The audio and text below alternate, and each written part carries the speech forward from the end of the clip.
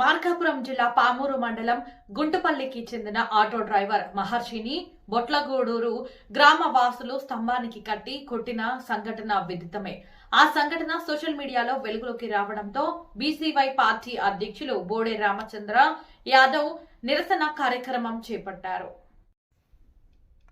Auto driver మహర్షి బాధితుడి స్వగ్రామమైన గుంటుపల్లికి చేరుకుని కుటుంబ సభ్యులను కలిసి వారికి మద్దతు తెలపడం జరిగింది.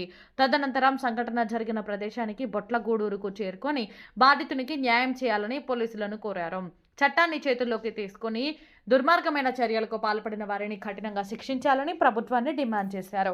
ఇదే తీరు కొనసాగితే బీసీలు తిరగబడి మీ పార్టీని, మీ అధికారాన్ని తరిమి కొట్టి బంగాళాఖాతంలో కలిపే రోజులు ముందున్నాయని ఆవేదన వ్యక్తం చేశారు.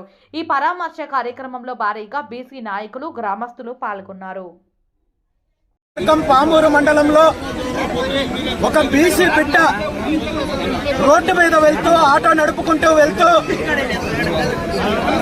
ఒక చిన్న తప్పు జరిగిందని అతన్ని అధికార పార్టీకి సంబంధించిన వ్యక్తులు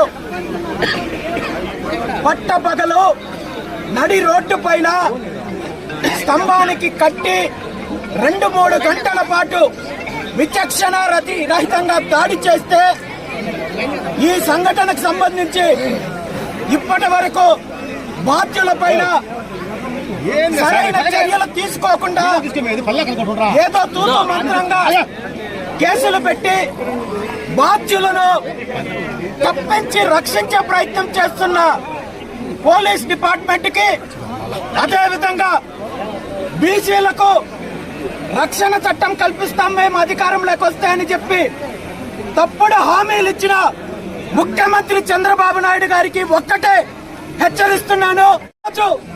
ఎక్కడో ఒక చోట ఏదో ఒక రకంగా బీసీల పైన దాడులు జరుగుతున్నాయి, ఇండ్ల పైన దాడులు జరుగుతున్నాయి, హత్యా ప్రయత్నాలు జరుగుతున్నాయి, కులాల పేరు చెప్పి అవమానించే కార్యక్రమం చేస్తున్నారు. అన్ని రకాలుగా అరాచకాలు చేస్తున్నప్పటికీ ప్రభుత్వము ఏమాత్రం చర్యలు తీసుకోకపోగా బీసీలను భయపెట్టించి భయభ్రాంతులకు గురి చేసే కార్యక్రమం చేస్తున్నారు.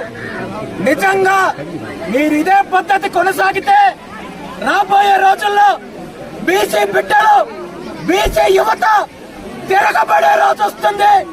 అలా తిరగబడిన రోజు మీ పార్టీ కలిసిపోతుందని చెప్పి చంద్రబాబు నాయుడు గారిని హెచ్చరిస్తూ ఇప్పటికైనా తప్పు చేసిన వాళ్ళపైన కఠినమైన చర్యలు తీసుకోకుంటే మీరు తగిన మూల్యం చెల్లిస్తారని చెప్పి తెలియజేస్తూ ఈ సంఘటనకు సంబంధించి బాధ్యులు ఎవరైతే ఉన్నారో వాళ్ళందరి మీద కూడా హత్యా ప్రయత్నం కేసు నమోదు చేసి వెంటనే అరెస్ట్ చేసి కఠినంగా శిక్షించే విధంగా చర్యలు తీసుకోవాలని చెప్పి జిల్లా ఎస్పీ గారిని డిమాండ్ చేస్తూ ఈ రోజు బీసీ బిడ్డకు ఎక్కడైతే అవమానం జరిగిందో అక్కడే నిరసన కార్యక్రమానికి వెళ్తున్నాము ఇప్పుడు అని చెప్పి ఈ సందర్భంగా